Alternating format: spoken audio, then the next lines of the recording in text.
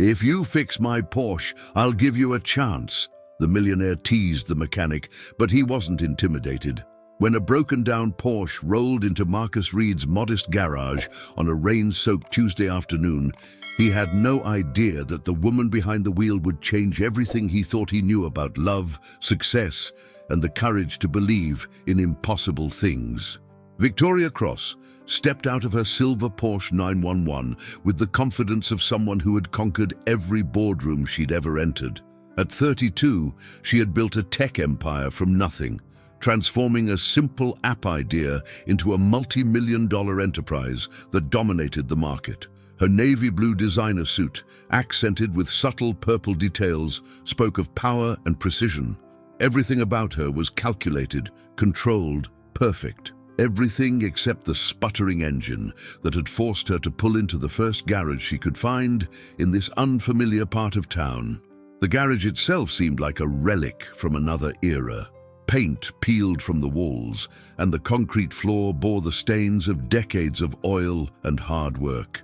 But Victoria's trained eye noticed something else: the immaculate organization of tools, the way every piece of equipment had its place, the careful attention to detail that spoke of someone who took pride in their craft, despite the humble surroundings. Marcus looked up from the engine he'd been working on when he heard the expensive purr of the Porsche's dying engine. At 30 years old, he had spent 12 years perfecting his craft, turning wrenches and solving automotive puzzles that left other mechanics scratching their heads. His blue coveralls bore the honest stains of his profession, grease embedded in the fabric like badges of honor.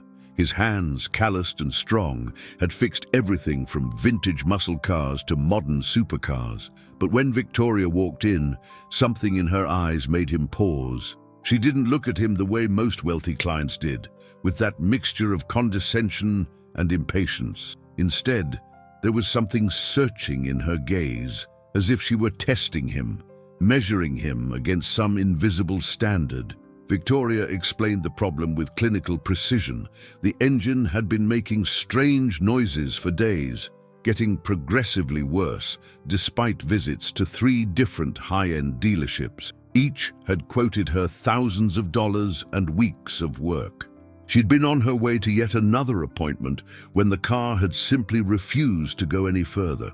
Then she made him an offer that seemed to come from nowhere, delivered with a slight smile that didn't quite reach her eyes.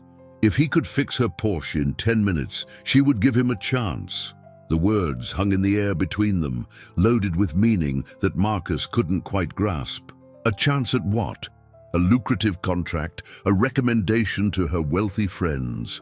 He studied her for a moment, noting the defensive set of her shoulders, the way her fingers tapped against her designer handbag, the slight tremor in her otherwise steady voice. This wasn't really about the car, he realized. This was about something deeper, something broken that couldn't be fixed with tools and expertise. Marcus simply smiled, that easy, confident smile that had always driven his ex-wife crazy, because it meant he was about to do something she considered reckless.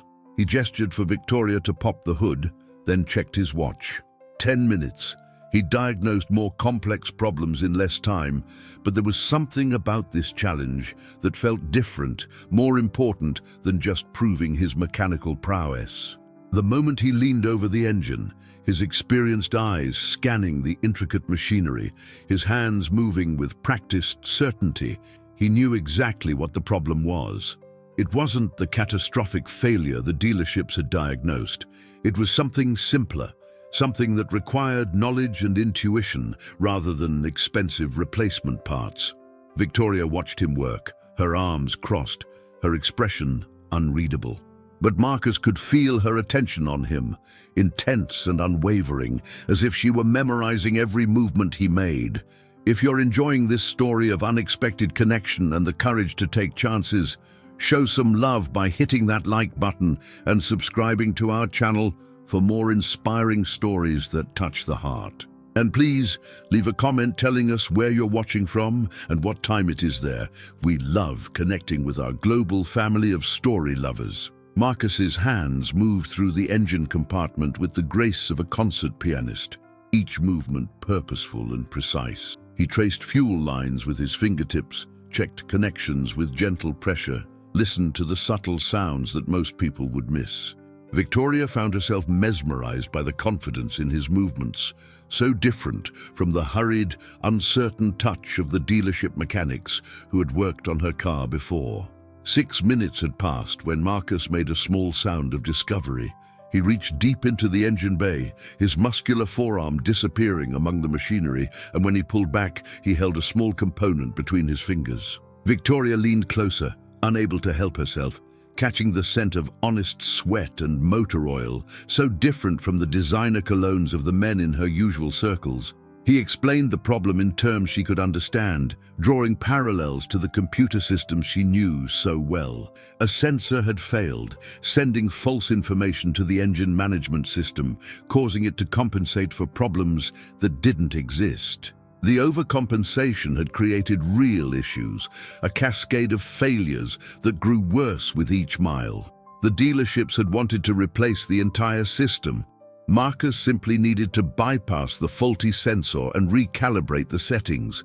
His voice as he explained was patient, never condescending, treating her intelligence with respect while sharing his expertise. Victoria realized she couldn't remember the last time a man had talked to her like this, like an equal rather than a conquest or a threat. 8 minutes. Marcus pulled out his diagnostic computer, a device that looked ancient compared to the sleek tablets Victoria used daily, but his fingers flew across the interface with complete mastery. Lines of code scrolled past, numbers and readings that meant nothing to her, but everything to him. He made adjustments with decisive keystrokes, his brow furrowed in concentration. Victoria found herself studying his profile. There was a small scar above his left eyebrow, probably from some childhood accident. Laugh lines crinkled at the corners of his eyes, suggesting someone who smiled often and genuinely. His jaw was strong, dusted with stubble that spoke of early mornings and long days. He wasn't classically handsome in the way of the corporate executives and tech entrepreneurs she usually dated, but there was something compelling about the quiet strength in his features. 9 minutes. Marcus closed the hood and gestured for her to start the engine. Victoria slid into the driver's seat, her heart beating faster than the situation warranted. When she turned the key, the Porsche roared to life with a smooth, powerful purr that had been missing for weeks. The engine notes were perfect, the subtle vibration through the steering wheel exactly as it should be. She stepped out of the car, and for the first time in as long as she could remember, Victoria Cross was genuinely surprised. Not by a market trend, not by a competitor's move, but by a person, by this grease-stained mechanic who had accomplished in less than 10 minutes what 4 expensive dealerships couldn't do in weeks. Marcus wiped his hands on a rag, that same easy smile playing across his lips. He told her the price, and she almost laughed. It was less than she spent on a single business lunch. She pulled out her wallet, but he raised a hand, reminding her of the deal. 10 minutes or less, and she would give him a chance. Victoria's hand trembled slightly as she lowered her wallet. The silence stretched between them, filled with the smooth idling of the perfectly running engine. This was the moment where she was supposed to laugh it off, treat it like a joke, pay him double, and drive away to her scheduled meetings and her carefully controlled life. Instead, she heard herself asking him a question that surprised them both. She wanted to know how he had learned to see what others missed, how he had developed the patience to understand systems so completely. The question wasn't really about car mechanics, and they both knew it. Marcus leaned against the workbench, considering his answer with the same careful attention he gave to diagnosing engine problems.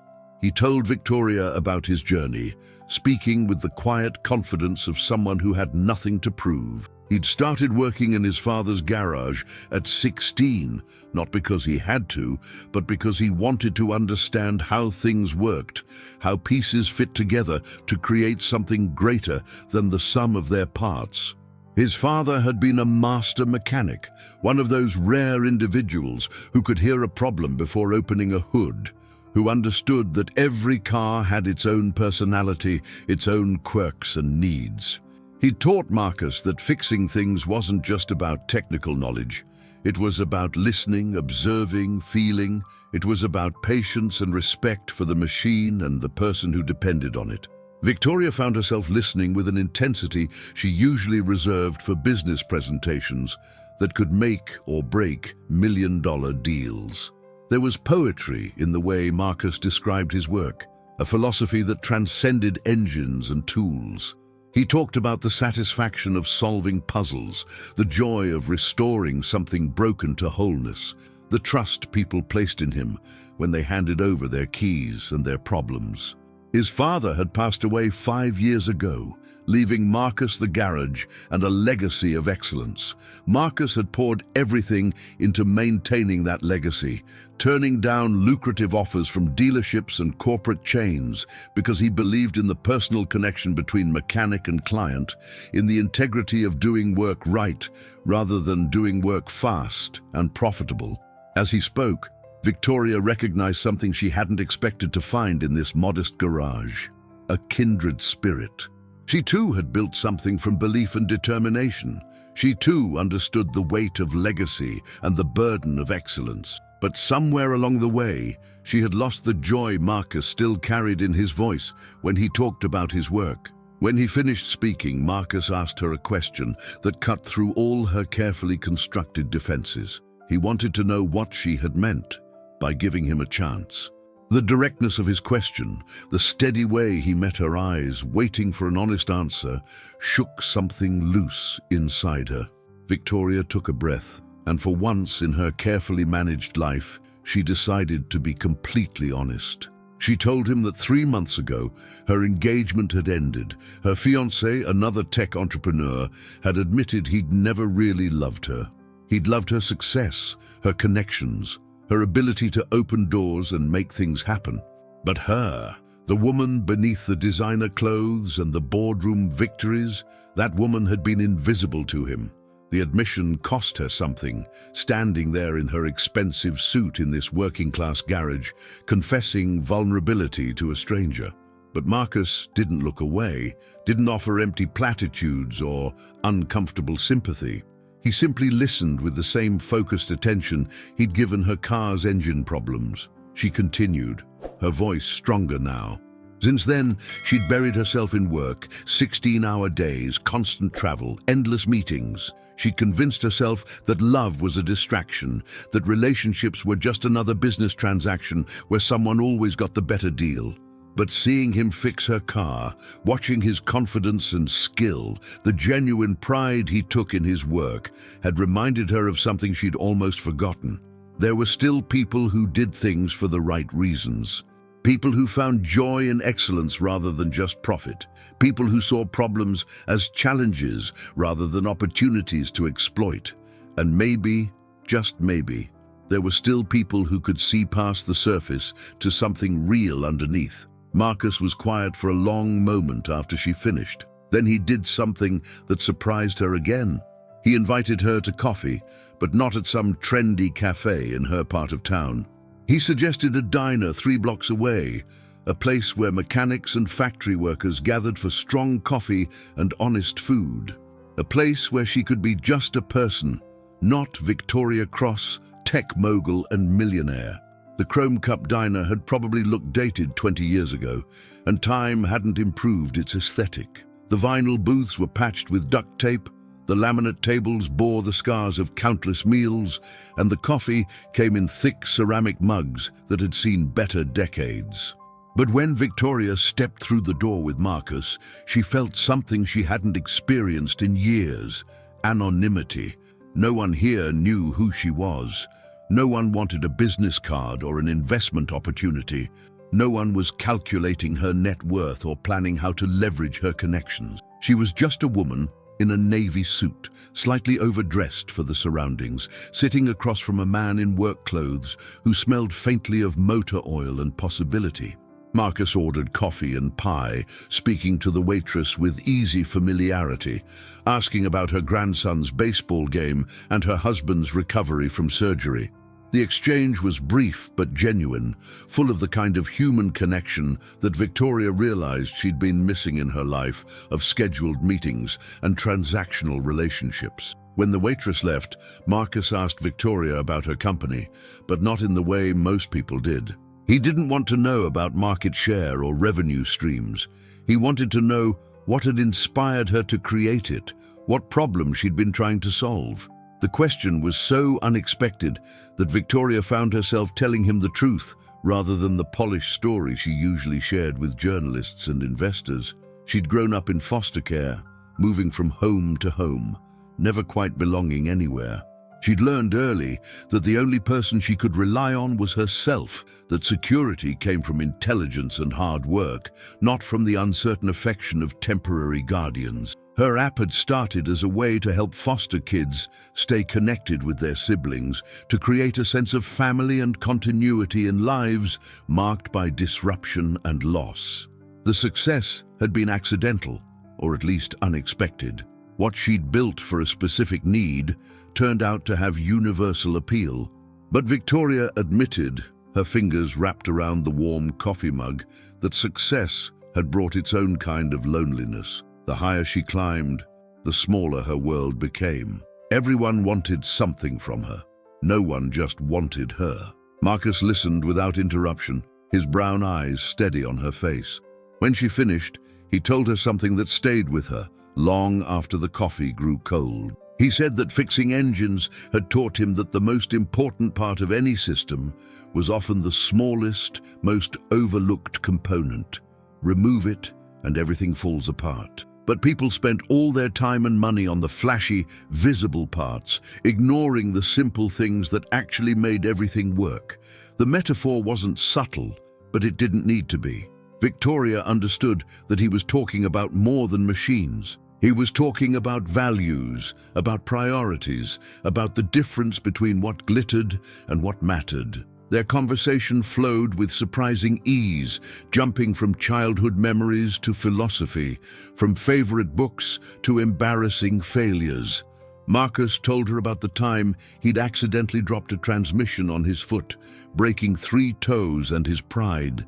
Victoria shared the story of her first investor pitch, where she'd been so nervous she'd accidentally called the potential investor by her foster mother's name, then spent 10 minutes awkwardly trying to explain.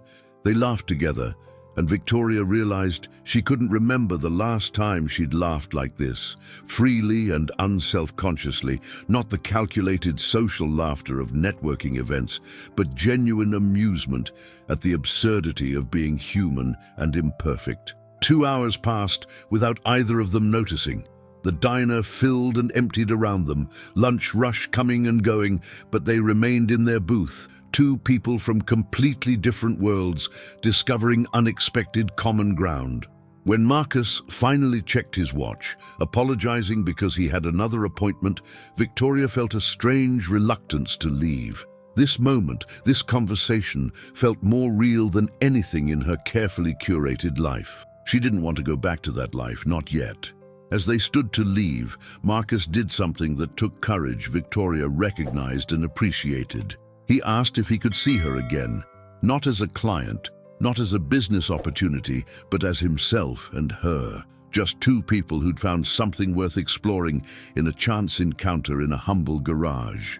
Victoria said yes before her rational mind could intervene with all the logical reasons why this was a bad idea. Yes, despite the difference in their worlds. Yes, despite her fear and his uncertainty. Yes, because sometimes the bravest thing you can do is give hope a chance to surprise you. The next 2 weeks revealed just how different their worlds were. Victoria's days were a carefully orchestrated symphony of meetings, conference calls, investor presentations, and strategic decisions that affected hundreds of employees and millions of users. She lived in a penthouse downtown, 43 floors above the street, where floor-to-ceiling windows offered a view of the city that looked more like a circuit board than a community of people. Marcus rose with the sun, opening his garage at 7, closing at 6, his days measured in solved problems and satisfied customers. He lived in a small house 3 blocks from his garage, a modest two-bedroom that had belonged to his parents. The mortgage was paid off, and the garden his mother had planted still bloomed every spring, tended now by Marcus's careful hands. Their first official date was a study in compromise and culture clash. Marcus had suggested a baseball game, something casual and fun. Victoria had agreed, then spent an hour trying to figure out what one wore to a baseball game, finally settling on designer jeans that probably cost more than season tickets and a cashmere sweater that was entirely too nice for stadium seating. Marcus picked her up in his truck, a well-maintained Ford that was older than some of Victoria's employees. She climbed into the passenger seat, feeling oddly vulnerable without her usual armor of town cars and professional drivers. The truck's interior was clean but worn, the radio preset to classic rock stations, an air freshener shaped like a pine tree hanging from the rearview mirror. At the stadium, Victoria discovered a world she'd never experienced. The press of crowds, the smell of hot dogs and beer, the collective roar when the home team scored. Marcus bought them foam fingers and cheap ballpark food, and Victoria found herself actually enjoying the terrible nachos and watered-down soda, laughing at Marcus's running commentary on the game and the players. She posted nothing on social media. For once, she wasn't performing her life for an audience. She was just living it moment to moment, experiencing simple joy in simple things. The freedom was intoxicating and terrifying in equal measure. But reality intruded, as it always did. Midway through the seventh inning, Victoria's phone buzzed with an urgent message. A major investor was threatening to pull out of a crucial deal, spooked by a competitor's announcement. She needed to handle this immediately or risk losing millions. Marcus noticed her distraction, the way her fingers flew across her phone screen, her face settling back into the controlled mask of Victoria Cross, CEO. He didn't complain when she suggested they leave early, didn't make her feel guilty for the intrusion of her other life into this moment. He simply drove her home, walking her to her building's entrance like a gentleman from another era. Before she disappeared into her world of crisis management and damage control, Marcus kissed her cheek and told her he'd had a wonderful time.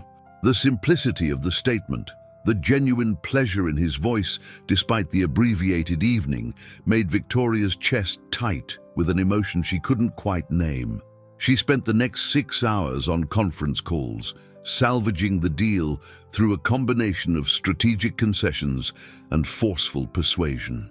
By the time she fell into bed at 3 in the morning, she'd saved the investment, but felt hollowed out, exhausted in a way that had nothing to do with physical tiredness. The following week, Victoria invited Marcus to a gala fundraiser for a children's charity she supported. It was her world's turn to host, and she wanted him to see this side of her life, the glamour and influence that came with success. She sent a car for him, arranged for a tuxedo rental, did everything she could to make him comfortable in this unfamiliar environment. Marcus arrived looking uncomfortable but handsome in his formal wear, tugging at his bow tie like it was trying to strangle him. Victoria, resplendent in a silver gown that cost more than most people's monthly rent, took his arm and led him into the glittering ballroom.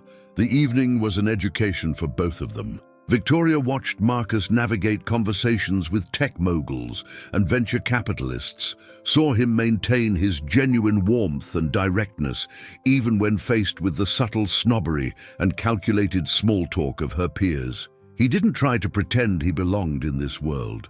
He was simply himself, and somehow that authenticity made him more memorable than any amount of social performance could have. But Victoria also saw the judgment in people's eyes, heard the whispered questions about who Marcus was, what he did, how they'd met.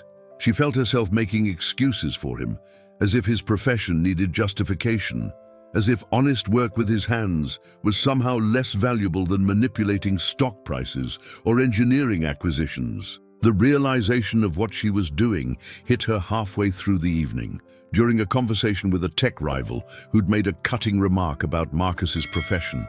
Victoria had laughed, actually laughed at the joke, then felt Marcus's hand tense in hers before he politely excused himself to get drinks.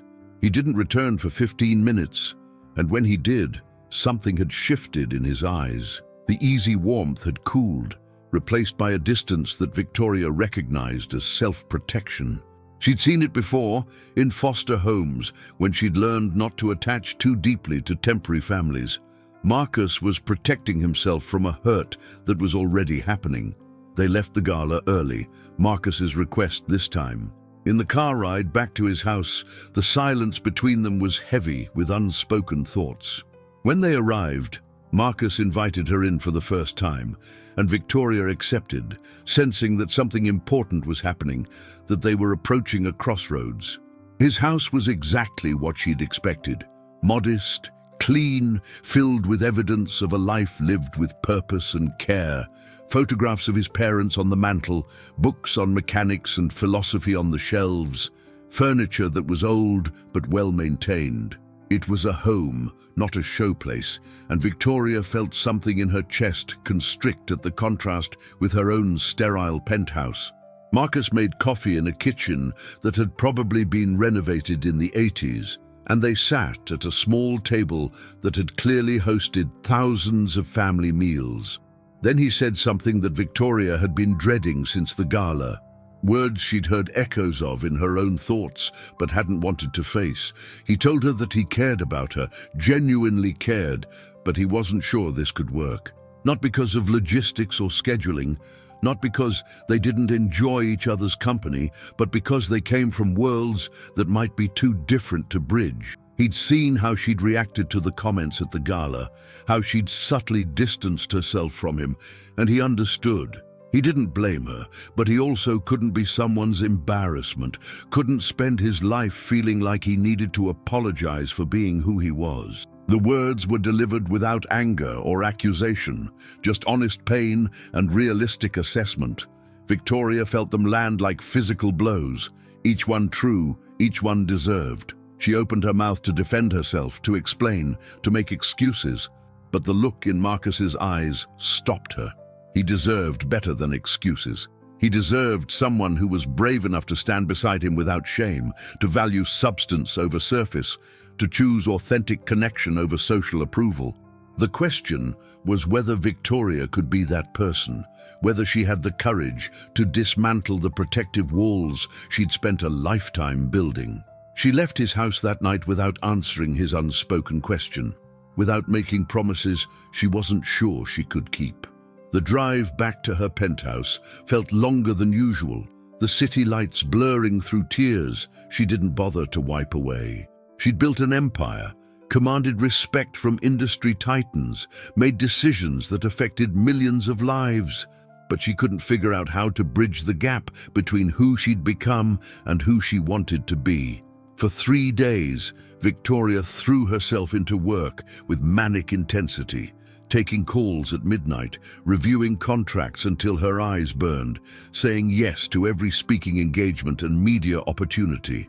She was running, she knew, but couldn't seem to stop.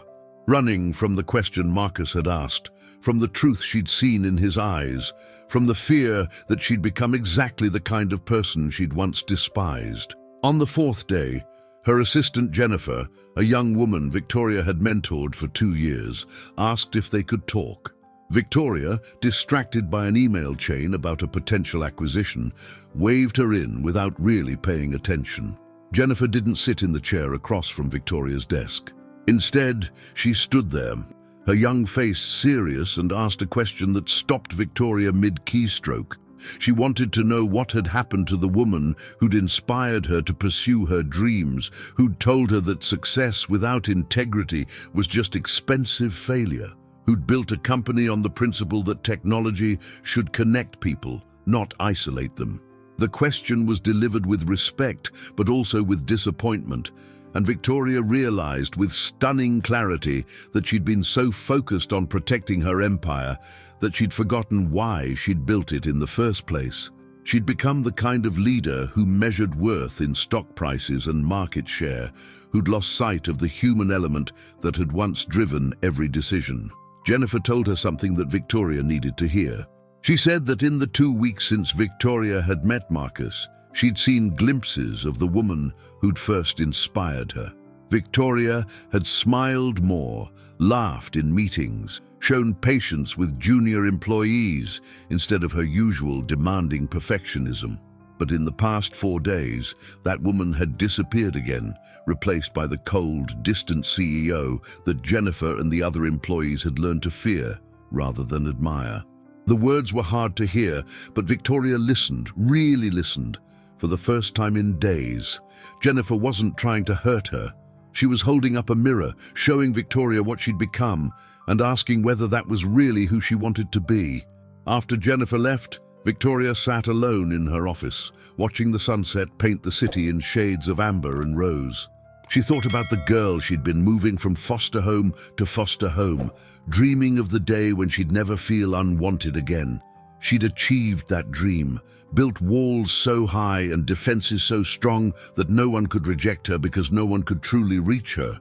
But in protecting herself from pain, she'd also locked out joy. In pursuing security, she'd created a prison of success and isolation. Marcus had offered her a key to that prison, a chance to step out into messy, uncertain, beautiful reality, and she'd been too afraid to take it. Victoria pulled out her phone and looked at the last text Marcus had sent 3 days ago. Just a simple good morning message with a sunrise emoji. The kind of small gesture that meant someone was thinking of you, that you mattered to them beyond what you could provide. She hadn't responded, too caught up in her spiral of work and avoidance. She started typing a response, then stopped. Words on a screen weren't enough. She needed to show him, needed to prove to herself that she could be brave enough to choose connection over control. But how? How did you bridge worlds that seemed so fundamentally different? How did you show someone that you valued them when you demonstrated the opposite? The answer came to her slowly, building from memories of their conversations, from things Marcus had said about his philosophy of work and life. He'd told her that fixing things was about understanding what they needed to function, about respecting the purpose they were designed to serve. Victoria's company had been designed to connect people, to create community and belonging. Somewhere along the way, it had become just another tech giant, focused on growth and profit rather than impact and purpose. What if she could reconnect with that original purpose? What if she could use her resources and influence not just to build a bigger company, but to build a better one? And what if, in doing so, she could show Marcus that she'd heard him, that she understood the value of work that mattered, of contribution that went beyond a balance sheet? The idea that formed was audacious and risky, the kind of decision that would make her board nervous and her investors question her judgment. But for the first time in years, Victoria felt excited about her work, energized by possibility rather than driven by the fear of failure. She spent the next week implementing her plan, working with a focus and joy she hadn't felt since the early days of building her company. She created a new initiative, a program that would use her company's technology to connect mentors with foster children, providing the kind of support and continuity she'd wished for in her own childhood. It wasn't about profit, it was about purpose. But more than that, Victoria used the program as an opportunity to change how her company operated. She instituted new policies valuing work-life balance, created paths for employees to spend time on passion projects that aligned with the company's mission, restructured compensation to reward impact alongside profit. The changes rippled through her company, initially met with confusion, then growing enthusiasm. Victoria held town halls, actually listened to her employees, reconnected with the human element she'd been neglecting. She wasn't performing transformation for Marcus's benefit. She was doing it because it was right, because it aligned with who she wanted to be, regardless of whether he gave her another chance. 2 weeks into her transformation, Victoria realized she needed to see Marcus, needed to tell him what she'd learned, even if it was too late to repair what she'd broken. She drove to his garage on a Thursday afternoon, her heart pounding with nervousness that had nothing to do with business, and everything to do with genuine human fear of rejection. The garage was busy, 3 cars in various states of repair. Marcus bent over an engine with that focused concentration she remembered. He looked up when she walked in, surprise and caution warring in his expression. Victoria asked if they could talk, and after a moment's hesitation, Marcus nodded, wiping his hands and gesturing toward the small office at the back of the garage. In that cramped space, surrounded by repair manuals and parts catalogs, Victoria did something she almost never did. She apologized. Not the corporate non-apology she'd perfected for press conferences, but a genuine, vulnerable admission of fault. She told Marcus that he'd been right about everything. She had been ashamed at the gala, not of him, but of herself, of the person she'd become. His criticism had been a mirror she'd been too afraid to look into, so she'd run away instead of facing what it revealed. She explained the changes she'd been making, not to impress him, but because he'd reminded her of who she wanted to be. She told him about the foster care initiative, about restructuring her company to value purpose alongside profit, about reconnecting with the passion that had driven her to build something meaningful in the first place. Marcus listened without interruption, his expression unreadable.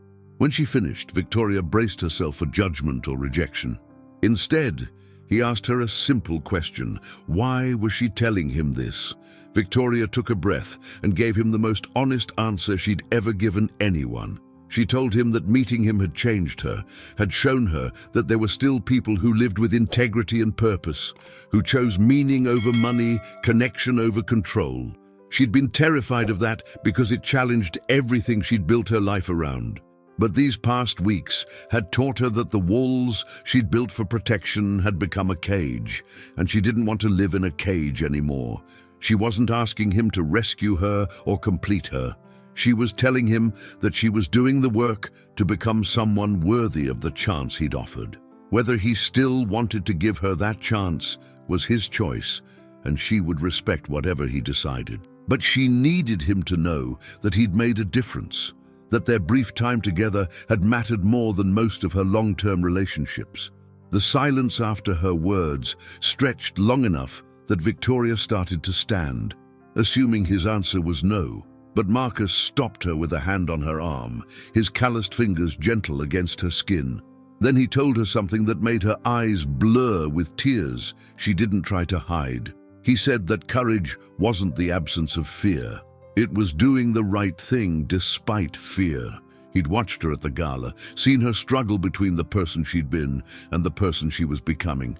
He'd walked away not because he didn't care, but because he cared too much to watch her diminish herself for his sake or anyone else's. But if she was doing the work to become who she wanted to be, not for him but for herself, then yes, he still wanted to give this a chance. The kiss they shared in that cramped office tasted of possibility and second chances, of honest work and genuine connection.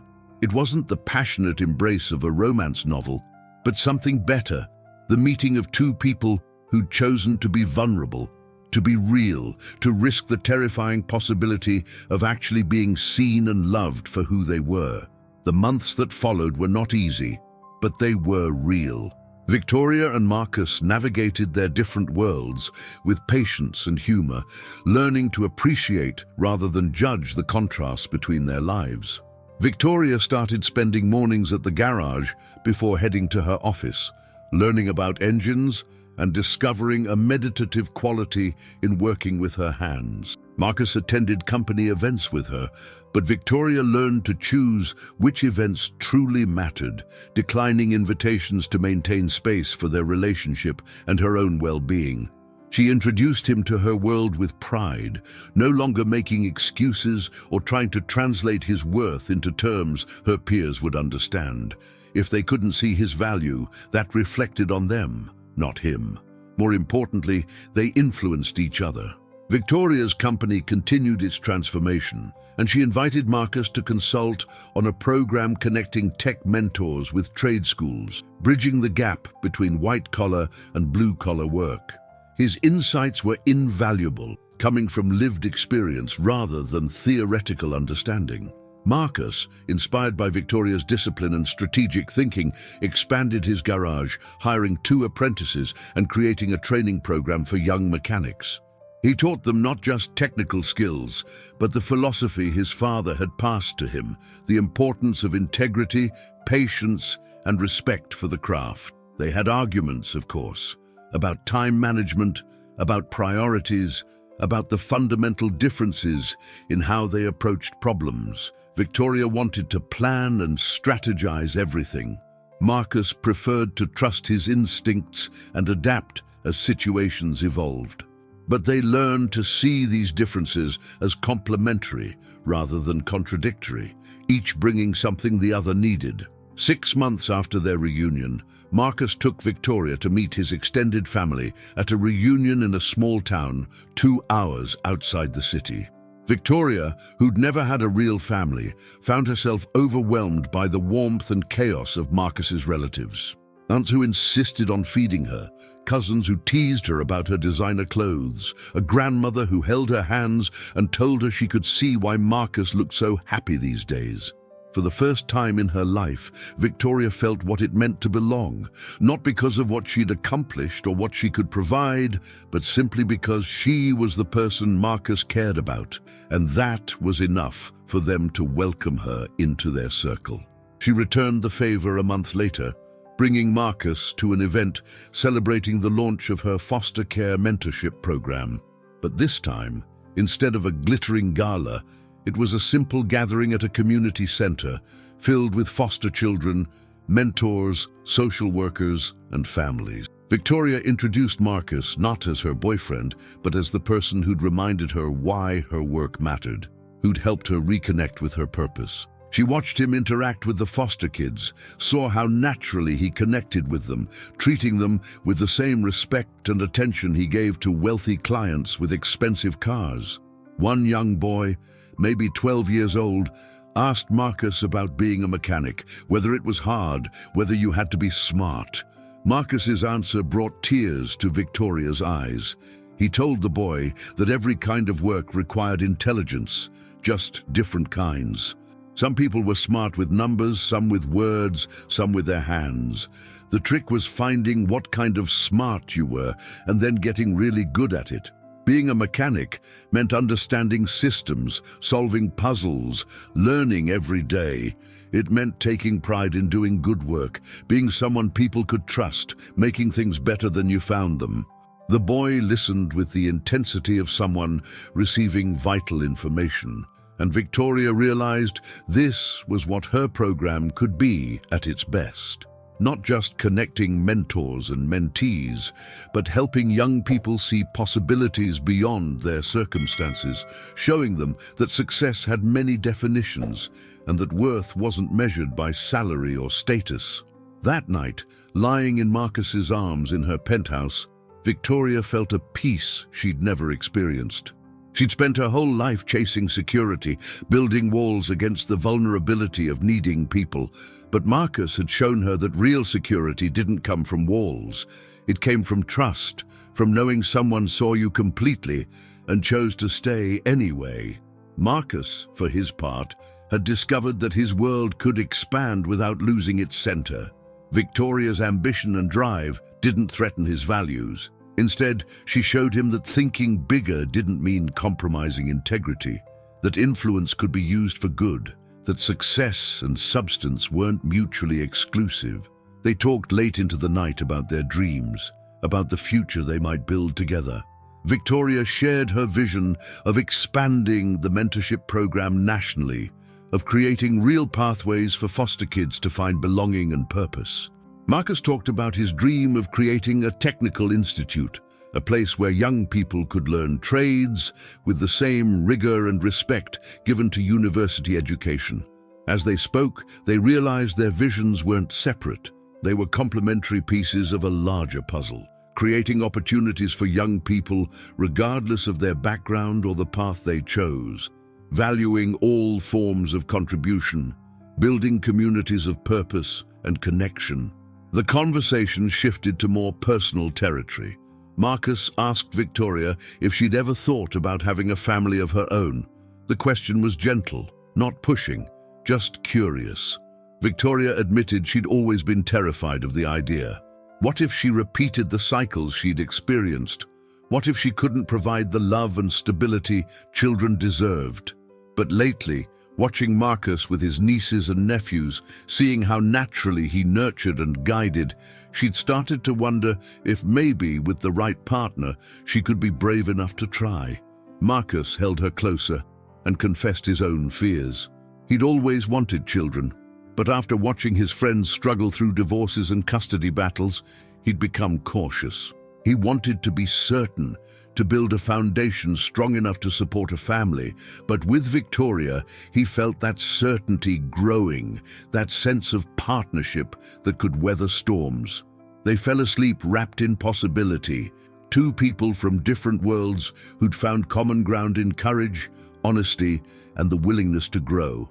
A year after Marcus had fixed Victoria's Porsche in less than 10 minutes, they returned to his garage on a Tuesday afternoon. The space had changed, expanded, updated with new equipment, and two young apprentices working on cars under Marcus's patient supervision. But the essence remained the same, a place of honest work, solved problems, and earned trust. Victoria had changed too. She still wore designer clothes, still ran her company with strategic brilliance, but there was a lightness to her now, a joy that softened the edges of her ambition. She'd learned to delegate, to trust her team, to make space in her life for things that mattered beyond the bottom line. Her company had thrived under this new philosophy, proving that purpose and profit could coexist. Marcus had evolved as well. His garage had become something more than a business. It was a training ground, a community hub, a place where people came not just for car repairs, but for advice, conversation, and connection. He'd maintained his integrity while expanding his impact, just as Victoria had encouraged him to do. That afternoon, Marcus sent his apprentices home early, claiming he needed to work on a special project. When Victoria arrived, curious about the mysterious summons, she found the garage empty, except for her silver Porsche, sitting in the same bay where Marcus had first worked on it a year ago. He gestured for her to pop the hood, that familiar, easy smile playing at his lips. Victoria complied, wondering what this was about. The car had been running perfectly for months, meticulously maintained by Marcus's skilled hands. Marcus leaned over the engine, just as he had that first day, but this time he wasn't diagnosing a problem. Instead, he pulled out a small box from where he'd carefully hidden it among the machinery. When he turned to face Victoria, he was holding the box open, revealing a ring that took her breath away. It wasn't the massive diamond she might have expected from someone trying to impress a millionaire. It was something far more meaningful. A simple platinum band with a small, perfect sapphire, the color of the coveralls he'd been wearing the day they met. Flanking the sapphire were two tiny diamonds, representing, he told her, the two worlds they'd brought together. Marcus told Victoria that a year ago she'd offered him a chance if he could fix her car in 10 minutes. He'd done it, but what he'd really fixed was something in both of them, the belief that connection across different worlds was possible, that love could bridge gaps that seemed insurmountable, that courage and honesty could build something stronger than any wall. Now he wanted to give her a different challenge, he said, his voice steady despite the emotion in his eyes. He wanted to spend the rest of his life proving that they could build something beautiful together, that their differences made them stronger, that the love they'd found was worth every risk and every moment of vulnerability it had required. He asked her to marry him, not as a millionaire and a mechanic, but as two people who'd learned to see past surfaces to the substance beneath, who'd chosen to be brave enough for real connection, who'd discovered that the most valuable things in life couldn't be bought or built, only nurtured and protected. Victoria's answer was immediate, tears streaming down her face, joy bubbling up from a place she hadn't known existed before Marcus had walked into her life. Yes, 1,000 times, yes. They kissed there in the garage, surrounded by the tools and machinery that had brought them together, while the Porsche's engine sat silent witness to the promise they were making. A promise to keep choosing each other, to keep growing together, to keep building a life that honored both their values and their dreams. The wedding took place 6 months later, a perfect blend of their two worlds. The ceremony was held at the community center where Victoria's mentorship program operated, decorated simply but beautifully. Victoria's employees mingled with Marcus's family and customers.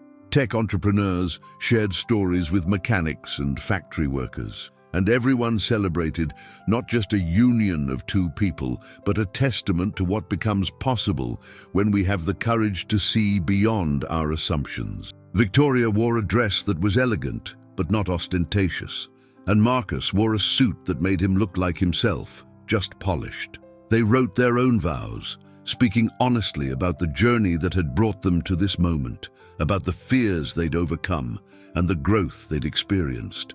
Victoria promised to always value substance over surface, to remember that worth was measured in impact, not income, to stay connected to the purpose that had brought them together.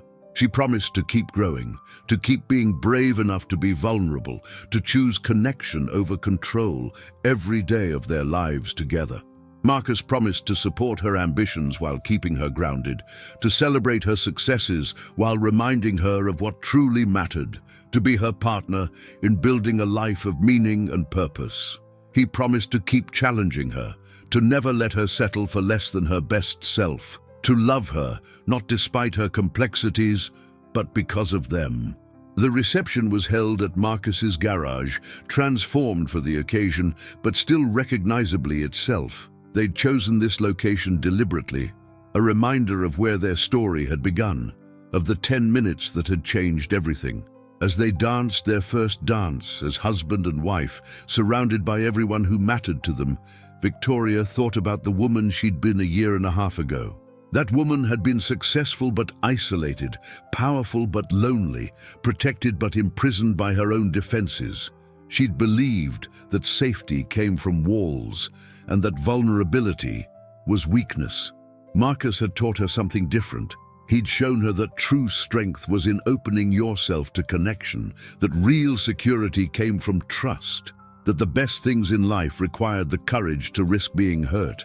He'd given her not just love, but the opportunity to become who she was meant to be. Marcus, holding Victoria close, marveled at how one broken-down Porsche had led to the greatest joy of his life. He'd always believed in fixing things, in restoring them to wholeness. But what he'd found with Victoria was something beyond repair. It was creation, building something new from two separate lives, forming a partnership that made both of them better than they'd been alone. Their first dance ended, and the celebration continued around them. Foster kids from Victoria's program laughed with Marcus's nieces and nephews. Tech executives got recommendations for good mechanics. Victoria's assistant danced with one of Marcus's apprentices. Worlds that had seemed separate were mixing, blending, creating something richer than either could have been alone. As the evening drew to a close, Marcus and Victoria stood together, watching their guests, their community, their family. They'd started with a challenge: fix a car in 10 minutes and earn a chance. But what they'd really fixed was each other's belief in the possibility of genuine connection, in the power of courage and honesty, in the beauty of choosing love over fear. The Porsche sat outside, running perfectly, a silver reminder of where their story had begun. But the real engine that mattered was the one they'd built together, a relationship founded on respect, fueled by authentic love, and maintained through daily choices to keep growing, keep listening, keep choosing each other. They'd learned that love wasn't about finding someone from your world. It was about having the courage to build a new world together, one where differences were celebrated, where growth was constant, and where two people could become more together than they ever could have been apart. As they drove away from the reception, Victoria at the wheel of her Porsche with Marcus beside her, they headed not toward separate homes and separate lives, but toward the future they'd built together. A future that honored both their pasts, celebrated their present, and promised endless possibilities for growth, adventure, and the deep, abiding joy of being truly seen and chosen. The 10-minute challenge had been about fixing an engine, but the real challenge, the one that mattered, had been about fixing their broken beliefs about love, success, and what truly made a life worth living. And that challenge they'd met together, with courage, honesty, and the willingness to risk everything for something real. Their story was just beginning, but it was already the best story either of them had ever been part of. Because it wasn't a fairy tale where someone was rescued or completed by another person. It was something better, a partnership where two whole people chose to intertwine their lives, supporting each other's growth, celebrating each other's victories, and building something beautiful from the raw materials of courage, trust, and authentic love. The Porsche's engine purred smoothly as they drove toward their shared future, a perfect metaphor for what they'd created. Two different systems working in harmony, maintaining each other, creating something powerful and beautiful that would carry them wherever they chose to go. And they drove into that future together, hand in hand, heart to heart, ready for whatever adventures awaited them, secure in the knowledge that they'd found something rare and precious. A love that didn't require them to be anything other than their authentic selves. A partnership that celebrated their differences while honoring their shared values, and a commitment to keep choosing each other every day for the rest of their lives. The 10-minute challenge had ended. The lifetime of love and growth had just begun. Thank you for joining us on Marcus and Victoria's journey from a chance encounter to a lifetime commitment. If this story touched your heart, reminded you that love can bridge any divide, or inspired you to be brave enough to connect authentically with others, please share it with someone who needs to hear this message today. And don't forget to subscribe to our channel for more stories that celebrate courage, authenticity, and the transformative power of choosing love over fear. We'd love to hear your thoughts in the comments below. If you enjoyed this amazing story, don't forget to leave a like, subscribe to the channel, and comment below, telling us where you're watching from and what time it is in your city. Your participation is essential for us to keep bringing stories that touch the heart. See you next time.